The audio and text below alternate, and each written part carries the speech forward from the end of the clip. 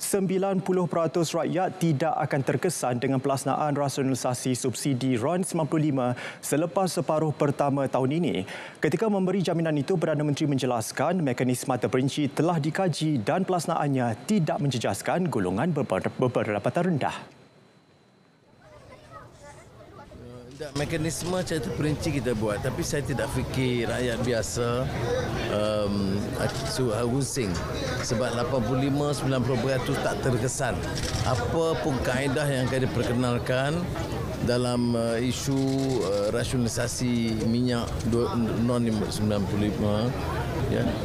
Malah kita kaji apakah 85%, apakah 90% tak payah tak dikenakan. Ya. Yang akan dikenakan siapa? Orang asing dan orang yang maha kaya lah. Kalau gaji dia pendapatan RM50,000 sebulan, bayarlah sikit. Tapi umumnya tak ada terkesan.